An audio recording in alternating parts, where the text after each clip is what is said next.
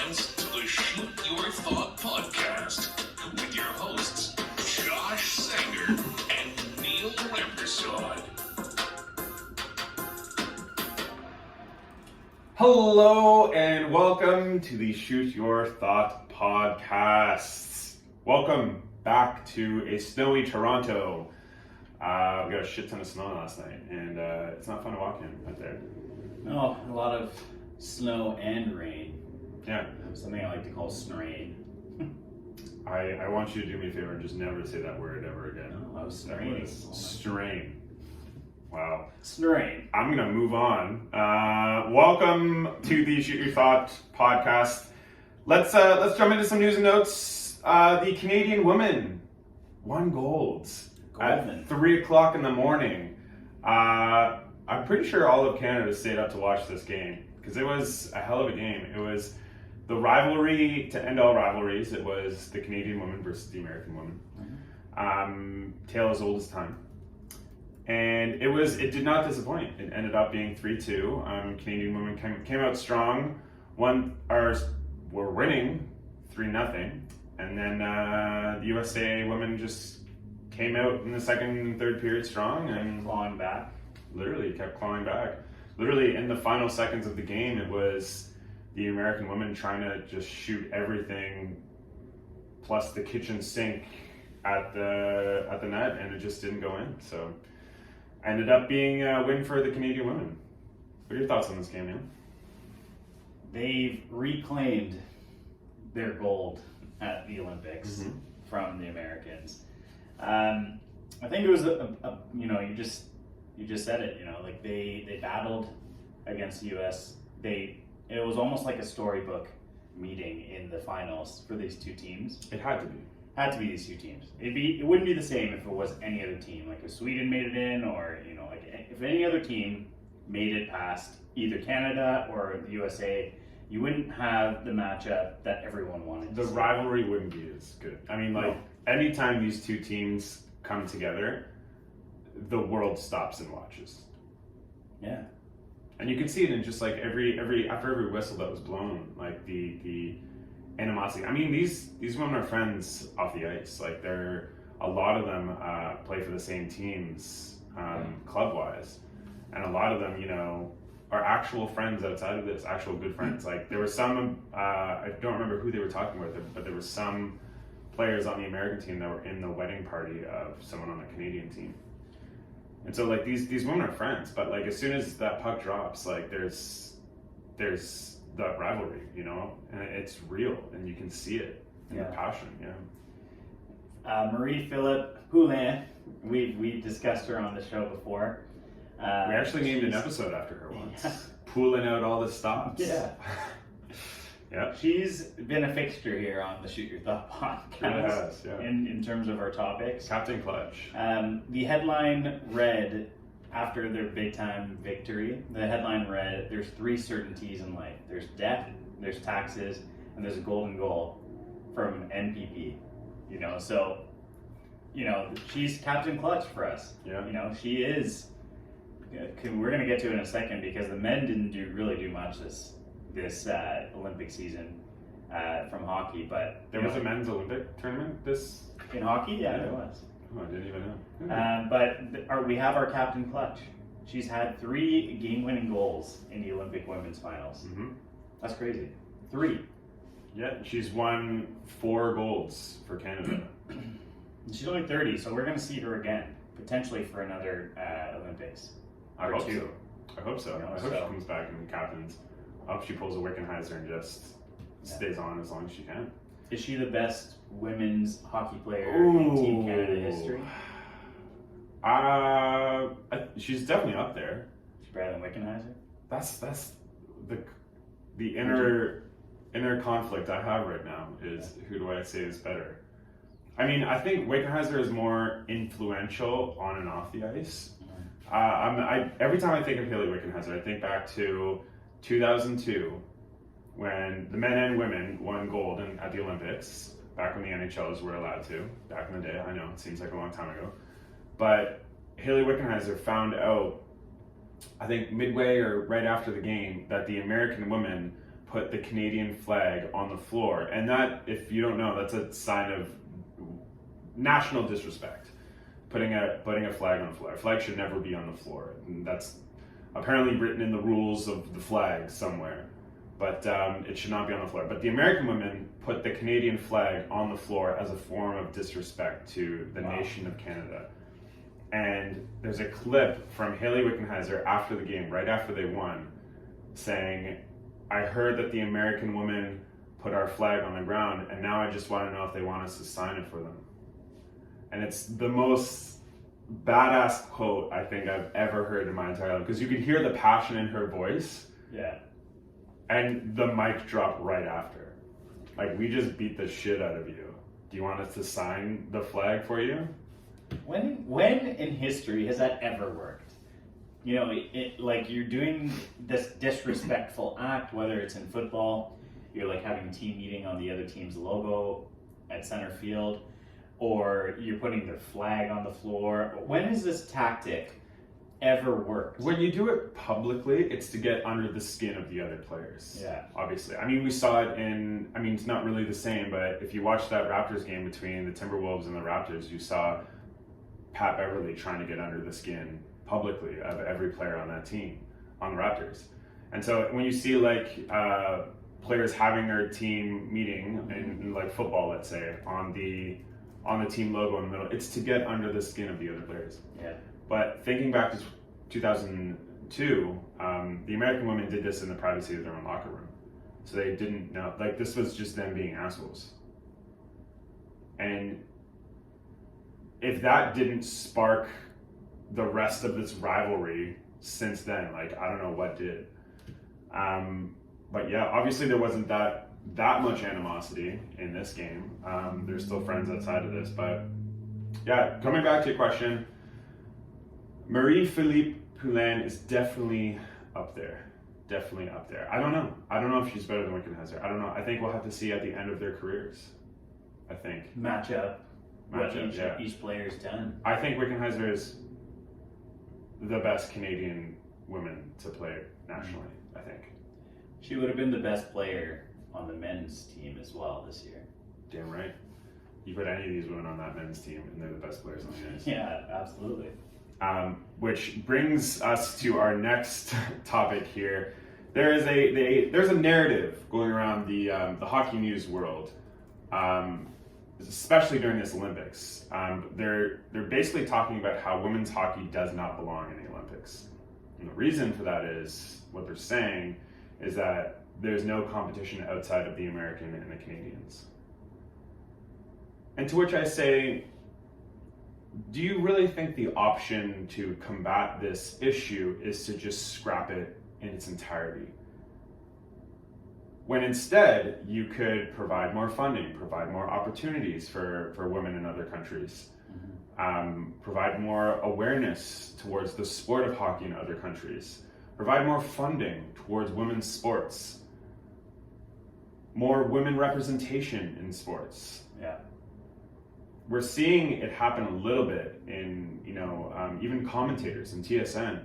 Like, you're seeing much more representation of women in commentary, which is great to see. But there needs to be more. There needs to, like, the solution is not to scrap women's hockey from the Olympics. The solution is to provide more opportunities. Yeah, I mean, it was only brought into the Olympics in 1998. So, I mean, like, this is still fairly new. How many Olympics has it been since then? Oh, I'm not good at math. Don't have to do that. It's been 6 Olympics since then. So, Fair. Since 1998, we've had 6 go-arounds with women's hockey in the Olympics. To your point, absolutely there should be more funding around this. We're starting to see more and more women on a grander stage become superstars. Mm-hmm. Like Sarah Nurse, right? Her brother, that entire family is gifted in hockey. You know what I mean? Her brother should be playing for the men's national team if NHLers were allowed. Yeah, we'll get to that in a second because I've got some thoughts on that. So what this is doing, if anything else, it's inspiring other girls to want to be like MPP, like Marie-Philippe Poulin. It's inspiring a nation to want to be just like that. watching them win gold year after year, watching these golden goals, It's huge. it's massive. They had millions of viewers for this game, and this game started at 11 p.m. on a Wednesday. Yeah. Like my parents watched this game, and they go to bed at like 9 p.m. every day. Yeah. They were up until 3 o'clock in the morning watching this game. Like it's exciting to watch. It was a hell of a lot more exciting than the men's tournament this Olympics. Are you kidding me? First of all, Russia should not be competing in the first place. What, you change Russia to athletes of Russia and it's okay all of a sudden? No, they should not be a team that's competing at all. But that's neither here nor there. But yeah, NHLers. Should we get into this? Yeah. Should we get into this topic? Because Yeah. I'm getting fired up already. Gary Bettman, the lovely person that is Gary Bettman, dangles in front of our faces every Olympics that the NHLers or the NHL is coming to an agreement with the IIHF and the Olympics and all that fun stuff. And how they're working out a deal to try and send them to the Olympics. Happens every 4 years since they decided not to go to the Olympics. And as soon as we get to right before the tournament, right before the Olympics start, the deal breaks down. And Gary Bettman comes out and says, you know, and there's always an excuse, right? Like this excuse was probably more legitimate than others in terms of the safety, in terms of COVID. I read like at the start of the game time between the Canadian women and the American women, start of that gold medal game, there were 450 Canadian athletes in Beijing in quarantine. 400. 400 in quarantine because of COVID. Like, yeah, this Olympics probably shouldn't have happened in the first place. If you have to have ice hockey players wearing KN95 masks during a game, you probably shouldn't be playing in the first place. But anyways, that's a whole other story. COVID aside, the NHLers not going to the Olympics is robbing these high-level players, these high-profile players of their prime playing for the country that they belong to. Yeah. Connor McDavid is in his prime. He's going to have to wait 4 more years to potentially play. Sidney Crosby, we may never see him again at the Olympic level. How good would this, sorry to cut you off, but how good would this Team Canada be if the NHLers were allowed to go? Who would win? No one would stand a chance against the men's Olympic team. The problem is, no one gives a flying jabroni fuck about the men's Olympic team if there aren't any Olympic team. Yeah. If there are no NHLers there. Nobody watches those No games. one knows who the fuck Jack McBain is. Who the fuck is that? Nobody watches. You have Justin Pogge in net? Are you kidding me? He played for the Leafs, what? Yeah. Like literally 15 years ago.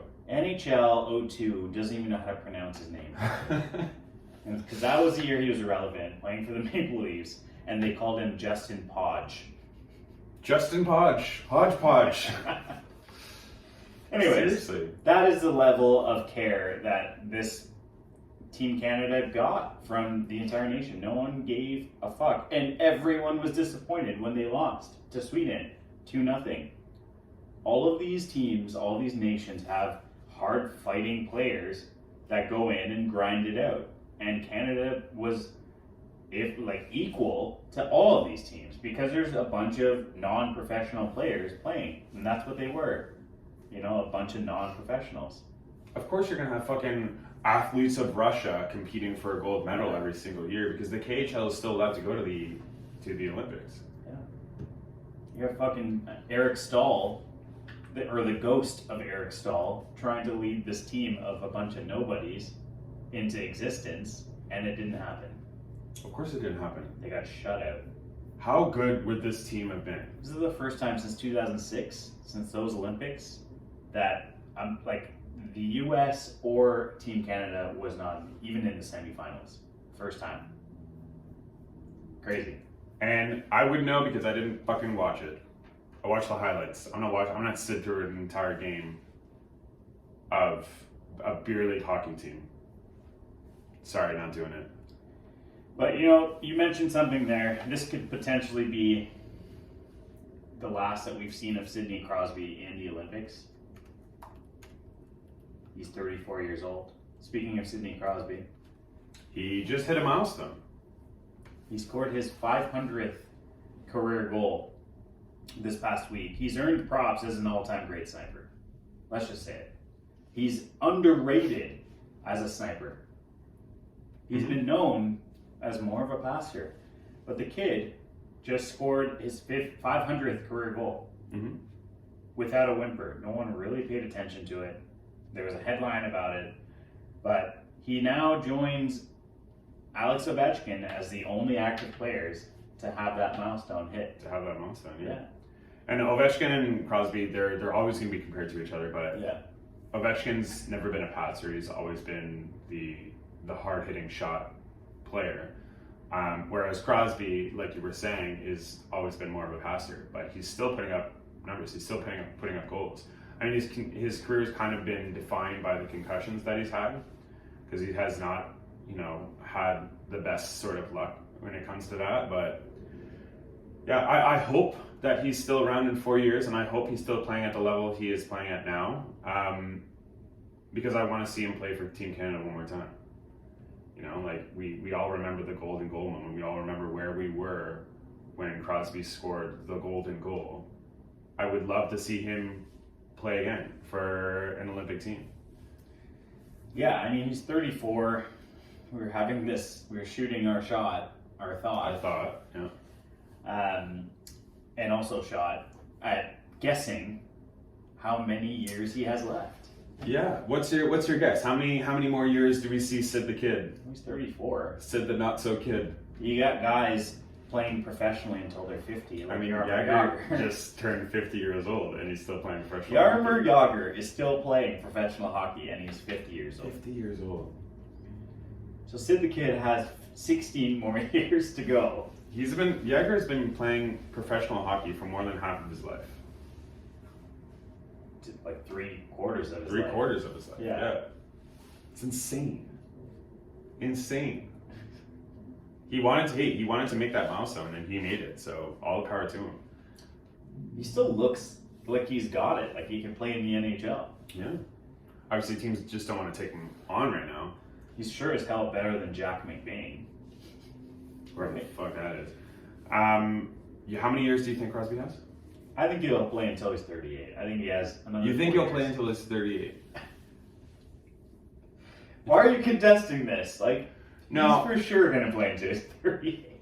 See, when you say 38, I originally I'm just like, oh wait, that's way too old for an NHLer. Then I think about how old he is now, and I forget that he's 34 right now. So that's only 4 more years. And the reason I say that is because I think he's going to play until the next Olympics, and he's going to retire after the Olympics. You think he's going to retire? I think the next Olympics, NHLers will be allowed to play. They'll get the green light. Crosby's going to have that be his final season. They're going to win gold, and then he's going to sail off into the sunset. See, what if this happens? Like, what if they get to those 4 years and it doesn't happen? The deal breaks down and they don't go to the Olympics. How pissed are you if you're Sidney Crosby? He's going to play until he's 42. I guess so. It's the only way. I think he has 5 more years in him. So until he's 39. Keep in mind, this is a guy with a lot of concussion history, right? Yeah, that's what I was alluding to earlier. And when players have a lot of concussions, like look at Eric Lindros, like he retired pretty early in his career because he was so riddled with concussions. He retired the year before he signed with the Maple Leafs. Lindros? Yeah. He played a little bit for the Leafs. I know, but he wasn't Eric Lindros. He was he was the not. Shadow of Eric Lindros. Yeah, exactly. But like he is an example of a player who was just like his career was defined by concussions. Yeah. And that takes a toll on you outside of the game and in the game. So I hope we see Crosby for another 5 years. I think that might be wishful thinking, but we'll see. All right, let's move on. The Raptors are back on the winning track, I guess, so to speak, after losing 2 games. In dramatic fashion, getting stuffed at the rim by Nikola Jokic, and losing to Denver by 1 point in what was a very dramatic game. Did you watch that game? Where Jokic missed 2 free throws? I did. And then came back to get the game-winning block. But then the Raptors had their next game against the surprising Minnesota Timberwolves this year, led by their own big 3, with a very young and developing big 3 that's probably going to be scary in a couple of years. You're talking about Karl-Anthony Towns, Anthony Edwards, and D'Angelo Russell. Yeah. That core is where they need to build around and get better, and they're going to be a playoff team this year. So, very back and forth game where the Raptors ended up coming back in the 4th quarter to take the lead and hang on to the lead for a win. But you wanted to discuss a matchup within that game between one Gary Trent Jr. and everyone's least favorite player, most annoying player probably in the league, Patrick Beverley. Who I saw naked in a locker room once. Do you remember that story? I do remember that story. It's all I think about every time. I mean, is the reason you want to talk about it so you can talk about mention the story? I saw Pat Beverley naked one day. It's a cool fact. It's something, it's a conversation topic. You know what I mean?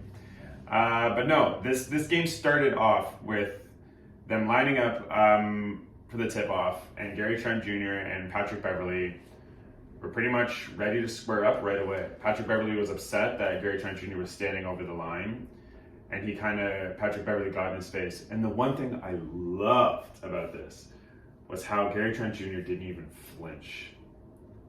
Patrick Beverley gets in people's faces all the time. That's the player he is. He's the Brad Marchand of the NBA. But Gary Trent Jr. did not even flinch. He just looked him up and down and he's like, what are you going to do? What are you going to do? And you saw Scotty Barnes react to that and start clapping and got excited about how Gary Trent Jr. reacted to that situation. I thought that was so cool. Another thing I loved about this matchup is that as the game went on, Patrick Beverley was taking some hard fouls on Gary Trent Jr.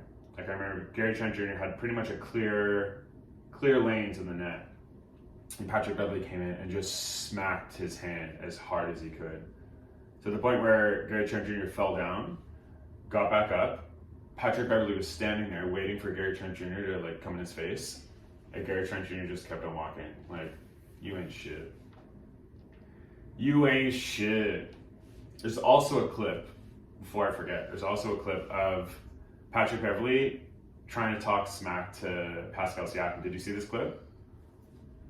Where Pascal Siakam he tried to go in on Patrick Beverley. Patrick Beverley stopped him and started shaking his head you gotta pass it. You're not gonna make it past me. You gotta pass it. To which Spicy P just started laughing and went around him straight to the net and put it in. And then you see Pascal Siakam walking away from the net just laughing his ass off you ain't shit. This goes back to what I was saying earlier. When has this tactic ever worked? Patrick Beverley's been doing this and getting cooked for years. But sometimes it works. You remember when he tried doing this with LeBron James? I do. He tried doing this with multiple superstars in the league. LeBron's been doing this for years. He just pushes them off to the side. But it has worked sometimes with Patrick Beverley. He once got him and Kevin Durant ejected because he was getting in his face, and Kevin Durant wasn't having any of it, and Kevin Durant was feeding into it. And it got them both ejected. So that's the kind of player, what are the Timberwolves going to lose if they get Patrick Beverley ejected? Yeah. He's there to It's like having a goon in hockey, right? Exactly. That just stirs the pot and forces a star player on the other team to get a 10-minute misconduct or something like that. Exactly. Speaking of Gary Trent, though, he is averaging an insane 29.7 points a game in the 6 games that Van Vliet's missed this season. And Van Vliet's been missing a lot of games. He's super brittle this year. If you have him in fantasies, you should probably drop him. I'm not so sure he's going to help you down the stretch. That's another discussion for another day. You're trying to get under my skin right now. You're trying so hard. I have him in my fantasy league, and you're trying to tell me to drop him. It's not going to work. he's like a potato chip, right? Like he just Oh my continues to God. crack. Anyways, 29.7 points a game for Gary Trent.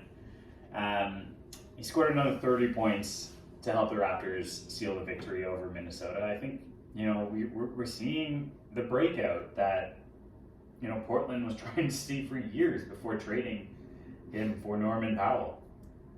He's happy playing here. Like Gary Trent Jr. is happy being here. He loves the system. He loves the city. His dad used to play for this team. Like, there's so many things that make sense here.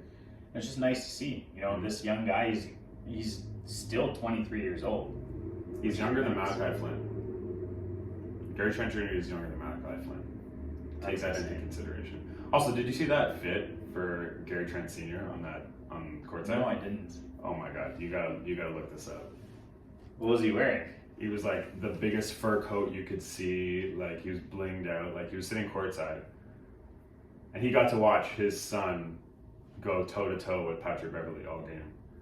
It was great. But yeah, if you haven't seen it, I'd say definitely go and take a look at it. I gotta take a look at this. Yeah. One thing we didn't get to talk about last episode because it literally broke fucking 30 seconds after we finished recording. I'd already started editing the episode. But the James Harden for Ben Simmons trade finally happened. We discussed the potential of it happening. I said it was going to happen in the offseason. You said it was going to happen that day. And it happened. And you did not have the satisfaction of calling it on the podcast. But I was fucking right. he was right. All right? He was right. It happened. James Harden got his wish that he unconsciously asked for, I guess. He in behind secret. closed doors In asked secret. for. In secret asked for. I think he swore not to tell anyone. But Ben Simmons obviously did not want to play for the Sixers. They made the swap. We talked about this a little bit before of who won this trade, but who do you think won this trade? Because it wasn't just a 1-for-1. Brooklyn won this trade. 100%. Brooklyn won this trade. James Harden, at his age, does not. How low is Ben Simmons' value right now? As low as it can be. For Brooklyn to get Ben Simmons, Andre slow guy does really nothing Drummond. Seth Curry, I think Seth Curry is the fucking X factor in here because Brooklyn needed a big. They got a big in Drummond. Brooklyn needed a shooting guard who could shoot on the wings to open up space on the floor for the big three. Seth Curry is that. Brooklyn needed a defensive-minded guard who can play multiple positions. They got that in Ben Simmons. Who cares if he scores 10 points a game? Even if he helps his team defensively and is able to distribute the ball to the guys that can score, great. Brooklyn got so much better by dealing one player away. And Brooklyn got a first-round pick, didn't they? Two Got 2 first-round picks. My God. So Brooklyn's set up here. Philly's, they're getting James Harden. So I understand the deal. They weren't going to get anything out of Ben Simmons this year. Now they get James Harden. But they just made their rival in the East, who they're probably going to have to play in the playoffs, they made them a lot better. So that's why I think Brooklyn has won this trade. I think they're better off once they're healthy. Look out. See, that's the thing, right? Like, that's the asterisk here, is Brooklyn's got to be healthy. Yeah. Kevin Durant's got to stay healthy. What do they do in playoff time when Kyrie Irving isn't vaccinated, can only play away games? Do they just try and not get home court advantage for the playoffs? I guess that's what so they that he can play in these games? If I'm a Brooklyn fan, and we're in the playoffs, we're in like a game 7. Yeah, just a fucking home game. Maybe that's what they're trying to do, is just try to lose as many games. So they're reaping so they in as the 8th seed. And then they won't have to play, they'll get majority away games so that. But could you imagine? Oh my God! Like if I'm a Brooklyn fan and I'm watching a game 7 and it happens to be a home game 7, and Kyrie Irving doesn't play in that game because he's a selfish prick who won't get vaccinated, I'm gonna burn my Kyrie jersey. Surprised you even have one. I don't, but I'll buy one. Is it for Cleveland? And then I'll burn it. Is it Cleveland? Why didn't you burn it? I'll buy it, wipe my ass with it, and then burn it. I can't fathom how that's going to look in the playoffs when he cannot play home games. I can't even wrap my head around it. Well, I mean, that was a big time deal. It shook the league when it happened, but these two star players have yet to play for their respective teams yet. Mm-hmm. Drummond and Seth Curry play for Brooklyn, and they look good. I said these two star players. Sorry, I thought you were referring to one of the best bigs in the league, and Andre Drummond. Referring to a D-League player, Andre Drummond. One of the best shooters, has a better 3-point percentage than Steph Curry, by the way. So Andre Drummond is a fucking tree. He can't do it. He's a double-double machine. So he stands there and the ball just falls on him. He got a double-double in his first game. Second game, he flirted with a double-double. And the third game, I'm not sure what happened, but I think it was LaMarcus Aldridge show. Have you ever seen Andre Drummond try to dribble the ball? No. Yeah. It is cringe. It's cringe. He actually tried to put a move on a defender once in the post while dribbling and lost the ball. He doesn't need to dribble. He's playing the paint. He needs to defend. He needs to defend and get those rebounds. That's all I need him for. And to put back rebounds. That's all they need him for. The Raptors didn't really do a whole lot at the deadline. They got Thad Young. They shipped out Dragic. Obviously, there was some, like you hear in interviews with Fred VanVleet where he talks about, the other guy was sitting at home, so we got a pretty good deal out of this. Like Dragic he's a loser. So I'm glad we got rid of him. But yeah, I think we did talk about this on the last episode. We've got Scotty and Precious. I mean, it's the All-Star break coming up this weekend. We've got Scotty and Precious at in the Rising Stars Challenge. Got Freddie in the 3-point competition. Are you nervous about any potential hangover from the All-Star break? Because there's a lingering question every single year. No. I mean, we already talked about how brittle Fred VanVleet is. Where if you think he's going to have a hangover or be worn out after one game, then maybe the stardom goes to his head. I don't know. No, there's the question every single year. Like, players sit out of the All-Star break so that they can focus. Like, that's what Kevin Durant's doing. Yeah, but he's also fucking injured. He's not going to play regardless. I know, but he made the announcement before he was injured. Oh, well, he's the captain of a team. Just saying. Did you see? I showed you the draft. The draft, yeah. LeBron James just fucking laughing his ass off. It was the day of that trade breaking. So the James Harden trade broke that day, and they had the draft that night. And it came down to Rudy Gobert and James Harden. Yeah. And it was Kevin Durant's pick. And he's just like, I think I'm going to need some size. I need some interior defense. Trying to and LeBron just starts laughing his ass off. He's just like, of course he's not going to take James Harden. Of course. Yeah, and just the NBA on TNT panel just is so, I'm so glad they televised that draft. Because the first year that they did it, where they did the draft, they didn't televise it. And everyone's just like, come on, you got to put that on live TV. So they did, and we get golden moments like this. So I'm glad that they're doing that, for sure. Should we move on to that thing that happened on Sunday? Yeah. Before we get into that, Neil did beat me in our fantasy draft. Oh my god. Okay. It's gonna be a fun one to edit for John. How long have you had this queued up here? I don't know what you're talking about. How long have you literally had this queued up? You've been on your computer trying to figure out something, and now I know what that something is. Oh my god. What happened this weekend? You don't have to edit this show, right? Neil beat me. He won rock, paper, scissors, and henceforth was the winner of our fantasy Super Bowl draft. The final score was 110-82. It wasn't just a beating; it was a slaughtering. I won by close to 30 points, man.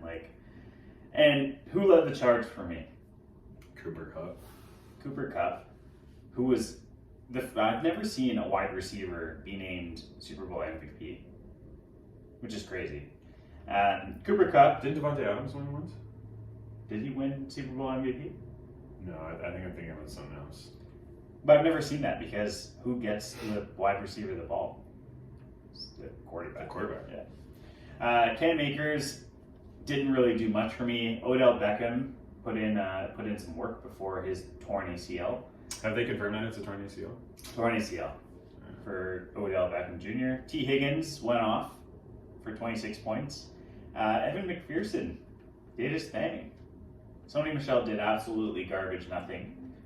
LA defense, sack machine. And then Joe Burrow and CJ Uzomah did their thing as well. Yeah, the two players that are often linked together, CJ Uzomah and Joe Burrow, of course. Jamar Chase, could only do so much. Joe Mixon ended up throwing. So that was pretty cool. Yeah. Matt Stafford obviously had an MVP level game. Tyler Boyd didn't really do much. Van Jefferson, not so much. And Jefferson, did you see the clip of them telling him that his wife is going into labor? She had to leave the game because she started going into labor. Darrell Henderson, who I told you in our draft was going to play, and you were like, no way he's going to play. And I was like, if he plays, Sony Michel is going to be irrelevant. And he had the most fantasy points on that team. Darrell Henderson did. Yeah, what happened? Darrell Henderson had a better game than Sony Michel. I won by 30.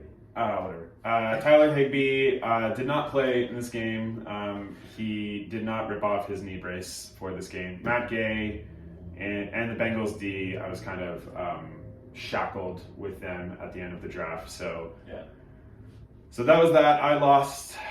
Bengals D wasn't terrible. They had 2 interceptions in this game.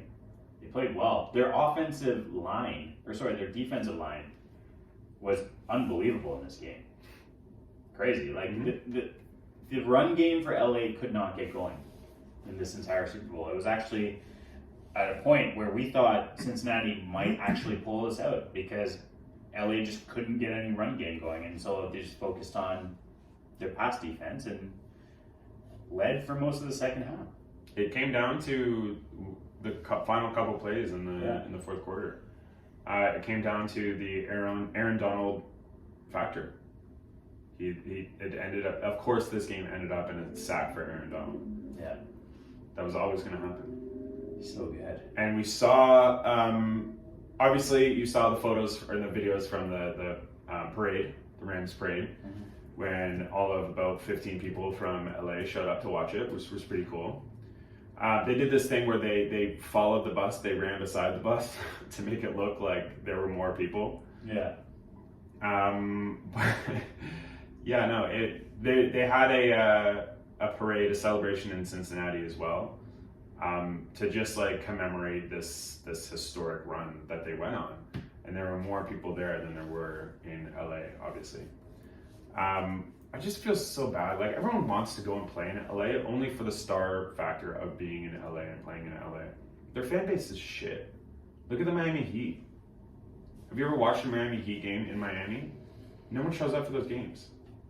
And when they do, they show up like it's Hollywood, right? In the halfway through the second quarter, because their private jets are delayed, or like I don't know. No one shows up to watch those games. No one shows up to watch games in LA. No one shows up to watch Rams games. It's just sad to see. Like obviously you're not going to move a team out of LA, but it's sad to see how shitty those fan bases are. Do you have any thoughts on that? No, I think it was we're going to see Cincinnati back here again in the Super Bowl. Like they're built, once they get their offensive line drafted this offseason, or signed this offseason, they got to protect Joe Burrow. You can't continue to have Joe Burrow under duress like that the entire game.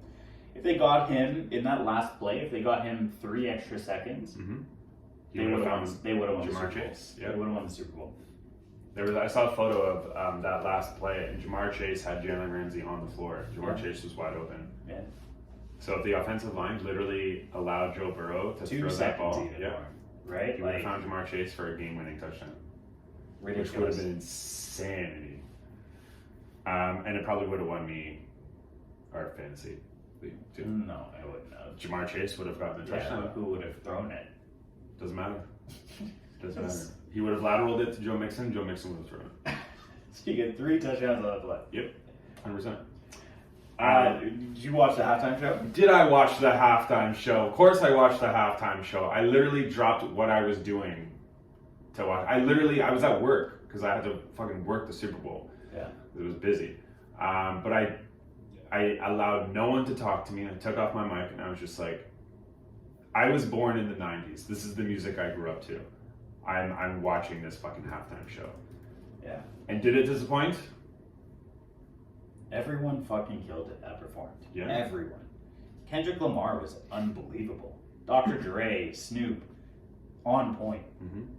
You know, the opening where Dr. Dre was just on the mixing table, a large ass mixing table with even Eminem performing behind it. Mm-hmm.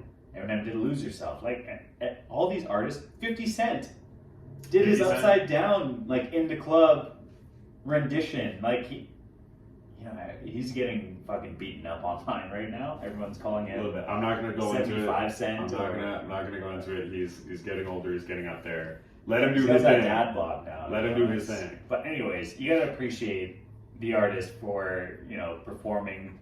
I thought he was a great addition to that lineup. I was super surprised to see him there. Just seeing them all stand together on top of that, or whatever it was, a bus. Yeah. Whatever. At the end of that, just like to end off that halftime show, them all standing together and seeing how historic that moment is. Like, that moment's gonna live on in history forever. I wanted to point out the fact that, I don't know if you heard about this, but the NFL tried to censor the show itself. So they told Eminem to not kneel. Eminem was planning on kneeling to support Colin Kaepernick. They told him not to. First of all, you don't tell Eminem not to do something because he's going to do it. Because fuck the free world. Yeah. He's not allowed to perform in Canada for that reason. To perform in Canada? Yeah. I didn't know that. But then they told Dr. Dre to say to not say the lyric "Still Not Loving the Police" from Still Dre. And what does he do? He says the lyric, which I thought was so fucking cool. Yeah, he did what he wanted to do. I mean, kudos to them. What are they gonna do? Never perform for the NFL again? I mean, they made a statement saying the NFL was built on the backs of black men, and you old ass white owners can't tell us how to act, can't tell us how to perform our art. Yeah. And I'm so glad that they did that. Yeah, I thought the show was great. Rudy Giuliani was actually like laying into Eminem. I'm sorry, what? Yeah, saying he basically said, I'm going to pull up the quote right now. Is he still alive? Yeah, Rudy Giuliani. He said, why doesn't he go to another country? Go take a knee someplace else. You know how many cops were defending him and protecting him at that game yesterday? I mean, crime is way out of control in Los Angeles. He thinks that all happened because everybody loves Eminem. End quote. That's what he said. I never thought that there would be a day where we would be talking about Rudy Giuliani on the Shoot Your Thought podcast. But here we are. I mean, there were people that were upset with the halftime show, and to that I say, go fuck yourself. If you're upset by this show, you're on the wrong side of history. Lead, follower, get the fuck out of the way. That's crazy.